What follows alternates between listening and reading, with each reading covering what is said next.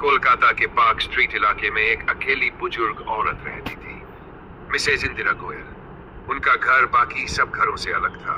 दीवारों पर अजीब पेंटिंग्स और हर कमरे में गुड़ियाओं की अलमारियां। उनकी सबसे प्रिय गुड़िया थी नीली आंखों वाली, जिसे वो लिली कहती थी। पड़ोसी कहते थे कि रात में उस घर से बातें करने की आवाज आती थी, जैसे कोई दो लोग आपस में बात कर रहे हो। लेकिन मिसेज गोयल के घर में और कोई नहीं था।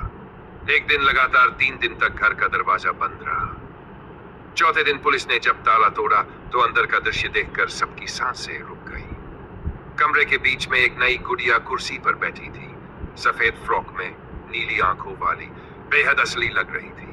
पर करीब जाने पर पता चला वो गुड़िया नहीं बल्कि खुद मिसेज गोयल का शव था, जिसे किसी ने गुड़िया की तरह सजा कर बिठा दिया था। घर का दरवाजा अंदर से बंद था। जबरदस्ती घुसने का कोई निशान नहीं था। जेवर और नकद सब सलामत थे। सिर्फ एक चीज गायब थी, नीली डॉल लिली। पोस्टमार्टम में पता चला कि उनकी गर्दन पीछे से दबाकर तोड़ी गई थी, मतलब हत्या हुई थी। लेकिन सवाल यह था कि किसने।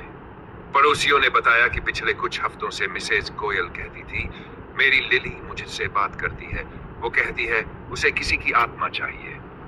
उनकी डायरी में लिखा मिला, लिली मुझसे बहुत प्यार करती है, लेकिन अब उसे मेरी जगह चाहिए। कुछ महीनों बाद एक पुराना गुड़िया बेचने वाला दुकानदार पकड़ा गया। उसने बताया कि उसने उन्हें एक स्पेशल डॉल बेची थी, जिसमें असली बाल, कांच की आंखें और किसी जानवर का दिल लगा था। वो बोला वो डॉल खुद चुनती है कि अगला कौन होगा। पुलिस ने डॉल को ढूंढने की कोशिश की, पर वह कभी नहीं मिली। फाइल बंद कर दी गई। अनसुलझा मामला, नीली डॉल।